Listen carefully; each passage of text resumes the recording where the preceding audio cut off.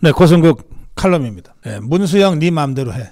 김문수가 워낙 강직하고 꼿꼿해서 사실은 사적에서 만나도 별로 농담을 안 해요. 별로 웃지도 않아요. 그러다 보니까 애칭으로 불리는 무슨 명칭이 하나도 없어요. 아무리 찾아봐도. 꼿꼿문수, 뭐 문수대통, 이건 최근에 캠프에서 만든 용어고 그게 뭐 애칭 같지는 않잖아요.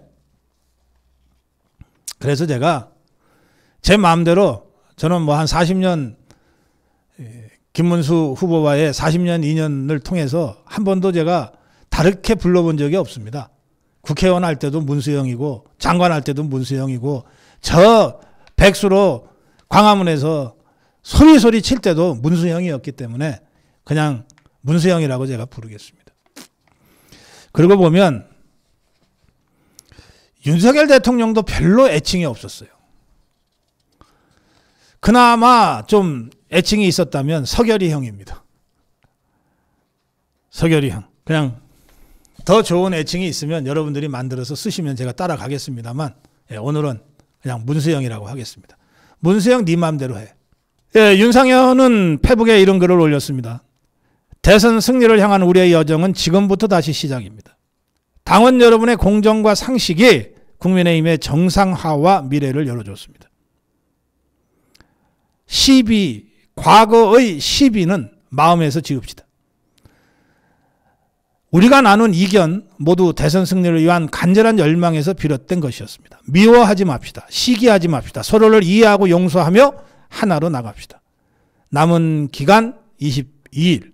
짧지만 부족한 시간은 아닙니다. 역사를 바꾸기에는 충분한 시간입니다. 덧셈 정치합시다. 우리 모두가 마음을 모으면 기적은 현실이 됩니다. 대선 승리를 향한 우리의 여정은 지금부터 다시 시작입니다. 네, 김문수는 어제 의총을 요청했어요. 의총을 요청해서 큰 절을 했습니다. 사실 지지난번 의총에 나가서 김문수가 이렇게 손으로 이 하트를 그릴 때 좀 어색하지 않았나요? 제가 김문수가 이러는 걸 한 번도 못 봐가지고 그거 좀 귀엽더라고요. 그런데 어제는 기저 죽음에서 살아 돌아온 그 과정이 너무 힘들었던지 그야말로 단상에서 큰 절로 당원과 우리 자유파 국민들께 감사 인사를 했습니다. 그런데 김문수가 요청해서 열린 이 의총에 한 70여 명이 참석했습니다. 이걸 가지고 중앙일보는 원팀을 외쳤지만 30명이나 불참했다고 썼어요. 어떻게든 긁고 끄집어내고. 자, 생각을 해보세요. 김문수를 쫓아내려고 했던 심야 비상의총 있죠. 쿠데타 비상의총. 몇 명 참석했습니까? 64명이에요. 그중에 2명이 반대하고 윤상현이하고 김용태가 반대하고 62명이 쿠데타 찬성했어요. 그런데 어제 후보 요청으로 이루어진 의총, 비상의총입니다. 30명이 불참했다니까 7, 80명이 참석한 거예요. 쿠데타를 단행했던 그 밤의 심야 의총보다 훨씬 많은 사람들이 참석했는데도 이걸 이런 식으로 폄하하고 긁습니다. 예, 앞으로 김문수는 이재명 개딸들과 싸울 뿐만 아니라 이 족벌 언론들과도 계속 싸워나가지 않을 수 없는 상황이다라고 하는 것을 우리가 정말 단단히 각오하고 시작해야 됩니다. 그런가 하면 이 한동훈이 이자 한모식이 이자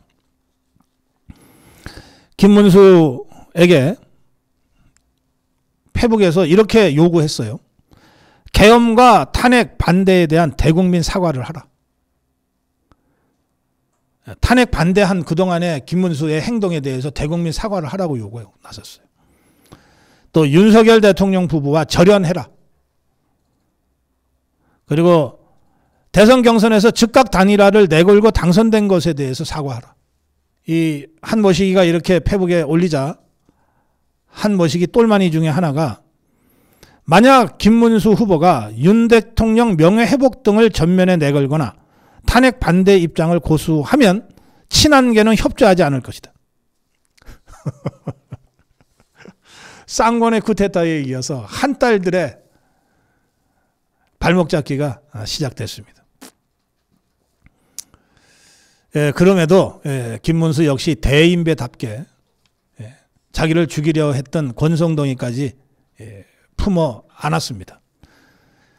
권성동은 여러 가지 우여곡절이 있었지만 당원들의 뜻이 우리 김문수 후보에게 있는 만큼 과거의 우여곡절 모두 잊어버리고 김문수 후보 중심으로 우리가 똘똘 뭉쳐 정권 창출을 위해 매진해야 한다. 의원들의 적극적 협조와 응원 그리고 선거운동을 기대한다. 김문수 후보가 요청을 해서 오늘 다시 한번 자리를 만들었다. 이렇게 설명했어요. 많은 분들은 쌍권의 쿠데타의 책임을 물어서 쌍권을 즉각 퇴진시키고 의원직 박탈해야 된다고 주장하지만 김문수 후보의 선택은 달랐습니다. 스스로 그만둔 권영세를 대신해서 국민의힘의 최연소 국회의원인 김용태를 비대위원장으로 임명했고 권성동은 그냥 놔뒀습니다. 그리고 쿠데타의 실무 책임자인 이양수는 바로 잘라서 그 자리에 박대출을 앉혔습니다. 이것으로 당에 대한 인사를 마무리해버렸어요. 하루 만에.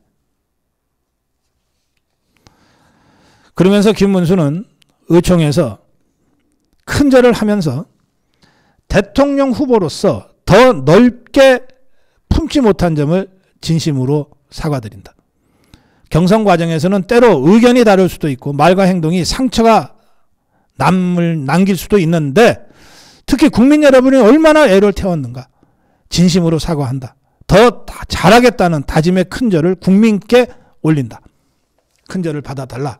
이렇게 큰절을 했고요. 국민의힘 국회의원 70여 명은 모두 기립해서 박수로 호응했습니다. 김문수는 이제 과거의 상처를 서로 보듬고 화합해 미래를 향해 함께 나갈 때다. 오늘부터 우리는 원팀이다. 이렇게 선언했습니다. 그러면서 말씀드린 대로 이양수를 자르고 박대출을 사무총장에 임명했습니다. 그리고 비대위원 중에 유일하게 새벽 쿠데타를 반대했던 김용태 최연소 국회의원을 비대위원장으로 선임했습니다. 권성동에 대해서는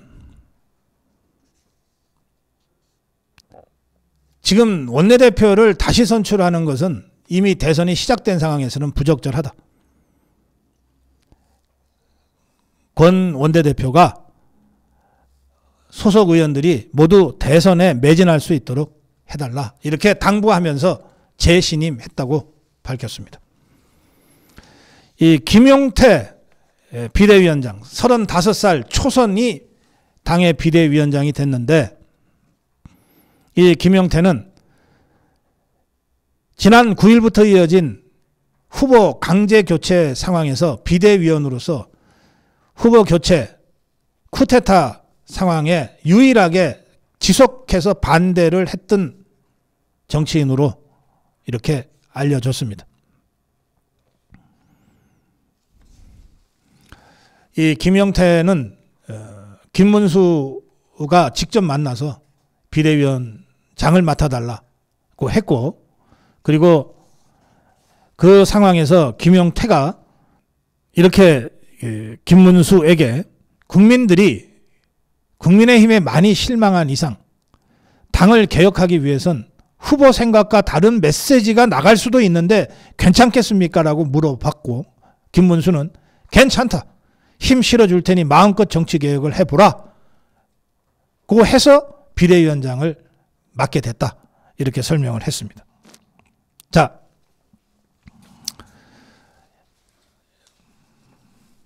권성동을 재신임해서 원내대표로 유임시킨 것이나 또는 그동안의 행보 때문에 상당한 경계와 비판이 있었던 김용태를 비대위원장으로 선임한 것이나 생각이 다를 수 있습니다.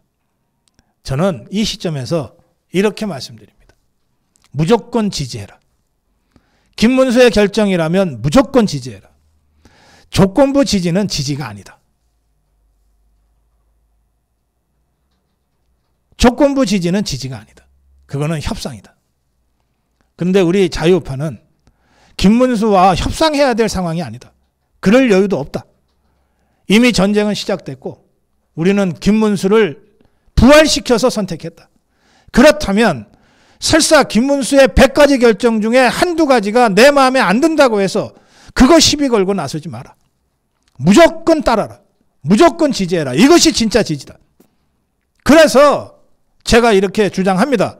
문수영 네 마음대로 해. 그래야 이긴다. 우리가 박근혜 후보 때 8년 전, 9년 전에 뭐라고 그랬냐. 박근혜 네 마음대로 해 그랬어요. 박근혜는 선거 첫날부터 중도층을 향해 달려갔어요. 그런데 우리 자유파 누구도 그걸 갖고 시비 걸지 않았어요. 3년 전 윤석열 때 윤석열 네 맘대로 해 했어요. 대선 6일 앞두고 안철수와 단일화 했을 때도 누구도 시비 걸지 않았어요. 네 맘대로 해. 그래서 이겼어요. 지금 우리는 어떻게 해야 되냐? 무조건 지지해야 됩니다. 문수영 네 맘대로 해. 그게 어떤 것이든 우리는 무조건 믿고 따라갈 거야. 이게 대선에 임하는 자유우파의 자세여야 됩니다. 네, 오늘 고성국 칼럼 문수영 네 맘대로 해. 이걸 실천합시다. 그러면 이깁니다.